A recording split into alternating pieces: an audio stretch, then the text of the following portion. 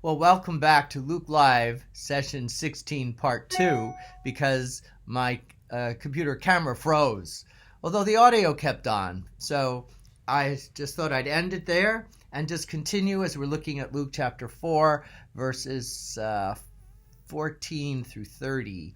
So I was talking about how the gospel is condensed soup, so we can recognize a lot more was going on before it reached to its head. And now we can also look at what makes us so angry when people are saying things perhaps that are too good to be true. Then we have to evaluate the level of cynicism that we've allowed to cultivate in our hearts and in our minds, skepticism. We can also say that when we hear that the oppressed will go free, and liberty to the prisoners, recovery of sight to the blind, we may not like that. We may think, well, look, they're blind. That's good. I don't like them. Let them stay blind. Let us get the better sight. Let's us continue to hell with them. So there's some interesting things going on there in between the layers of Isaiah's beautiful, beautiful prophecy and God's promise for all who will let the Lord embrace them. So we've got that. What else? Liberty to captives. Well, we want to keep those people in prison. And maybe they deserve to be in prison based on the terrible crimes they would have done.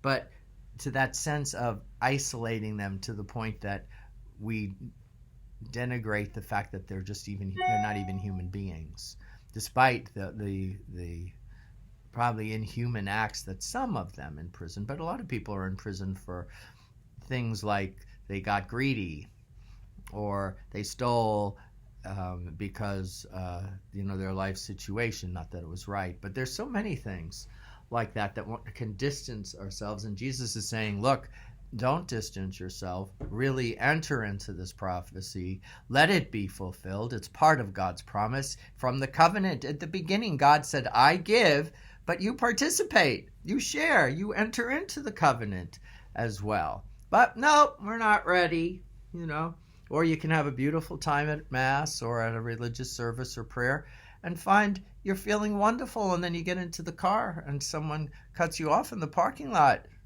You're ready to go for the jugular.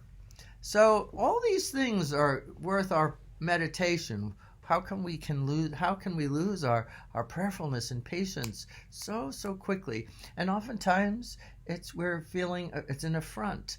We let people intimidate us as if their opinions are more important than ours, or more important than God's love for us.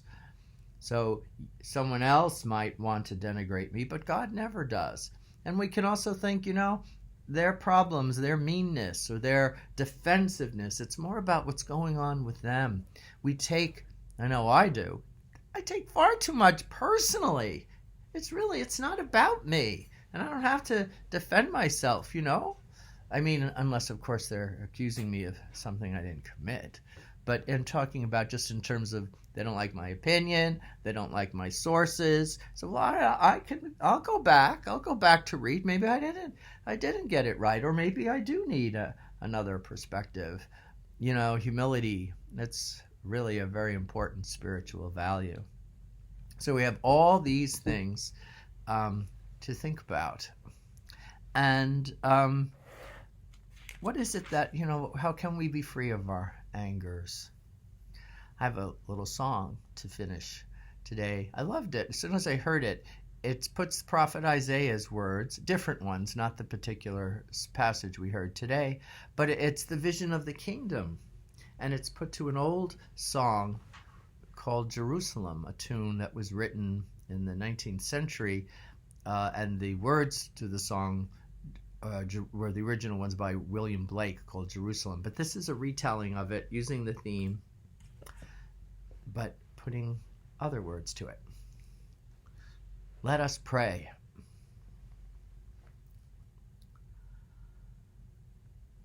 O day of peace that dimly shines through all our hopes and prayers and dreams, Guide us to justice, truth, and love, delivered from our selfish schemes.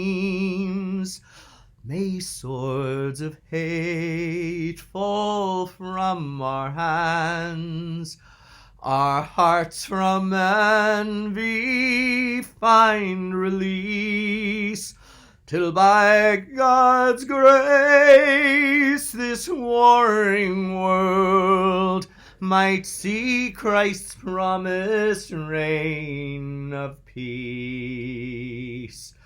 Then shall the wolf dwell with the lamb, no more the fierce devour the small, as beasts and cattle calmly graze.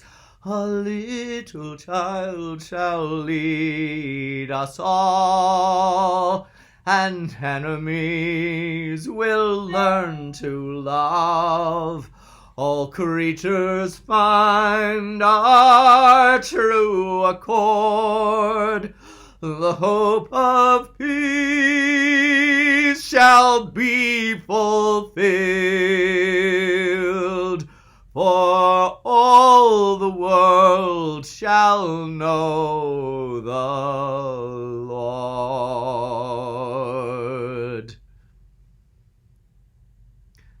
Thank you for joining me, everyone. Have a wonderful Monday, a lovely week, as we're in this season of Advent. Take good care. Wear your masks.